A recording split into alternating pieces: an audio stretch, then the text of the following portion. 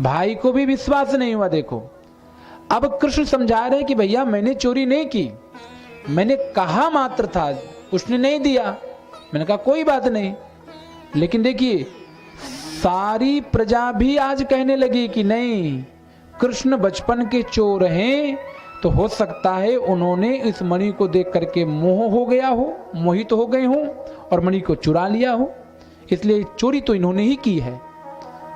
तो देखिए जब ये झूठा कलंक लगा भगवान को, तो भगवान घबराए नहीं, दुखी नहीं हुए, राज्य छोड़ करके नहीं चले गए, ना तो राज्य किसी को सौंपा, अपने स्तर से ही उस कलंक का मार्जन करने के लिए, उसको धोने के लिए अपने स्तर से प्रयास करने लगे।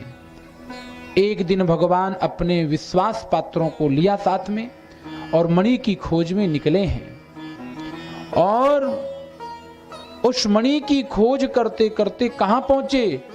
जम्मू तवी, जम्मू कश्मीर तक, जाम्बवती, जम्मू तवी के किनारे पर एक नदी है, तवी नदी जम्मू कश्मीर में बहती है। वो तवी नदी के थोड़ा सा आगे ही कटरा है, कटरा के ऊपर ही मां वैष्णो देवी का मंदिर है। तो उस तवी नदी के किनारे किनारे पर जो बड़ी बड़ी कंदराएं थी, गुफाएं थी, वहां तक भगवान उस मणि की खोज में जाते हैं और देखा कि बड़ी चमकने वाली मणि इसके अंदर विराजमान है, पास में एक कन्या भी है, और इसके हाथ में मणि कैसे है? भगवान पहचान गए कि मणि तो यही सत्राजित वाली है, और गए और उस कन्या से मणि को ले लिया।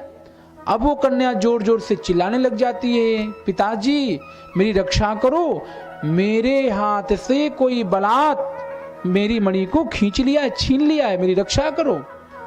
तो जामवंत जी महाराज वहीं पास में थे और घूम करके आए, देखा कि कोई पुरुष खड़ा है, मेरी पुत्री के हाथ से मणि छीन लिया है, तो भयंकर युद्ध करने लग जाते हैं। भगवान ने उनको समझाने की कोशिश भी की, अरे भैया मेरी बात तो सुन ले, बाद में युद्ध करना, लेकिन जामवंत जी ने कुछ नहीं सुना और 28 दिनों तक भयंकर युद्ध हुआ।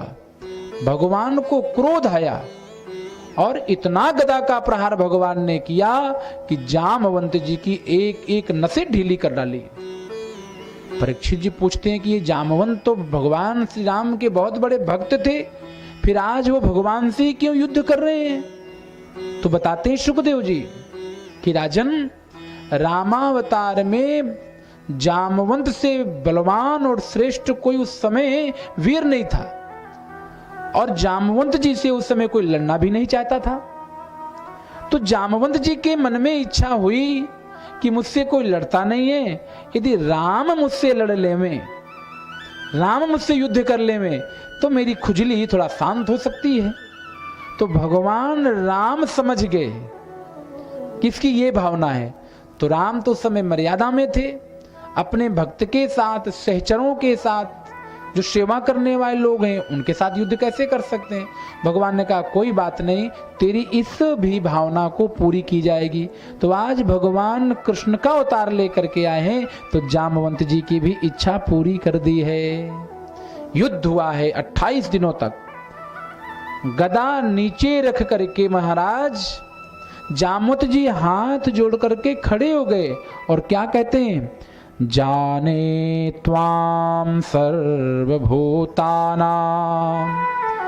प्राण ओजः सहो बलम् विष्णुं पुराण पुरुषं प्रभविष्णुं अधीश्वरम्। क्या कहते हैं, जाने त्वाम, त्वाम मतलब तुम्हें, हे प्रभु मैं तुम्हें जान गया हूं।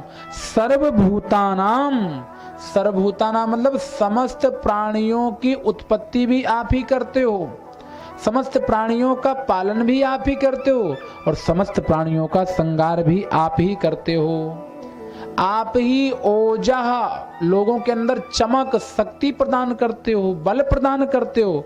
और मैं समझ गया आज, विष्णुम पुराण पुरुषम, अरे पुराणों ने जिस पुरुष के बारे में सुंदर सुंदर उपमाएं दी हैं, वही भगवान विष्णु ही लगता है आज इस स्वरूप में आए हैं मेरे ऊपर कृपा करने के लिए। प्रभु कौन है आप? तब भगवान कहते हैं कि मैं वही रामावतार वाला राम आज कृष्ण अवतार लेकर के द्वापर में आया हूं। तो जामवंत जी कहते हैं भगवान पहले क्यों नहीं बताया आपने? कहा बता तो रहा था कि सुन ले पहले मेरी बात, तूने सुना ही नहीं तो सीधे गदा लेकर के युद्ध करने लगा, सुन लेता पहले। अब चरणों में गिर पड़ा है और कहा प्रभु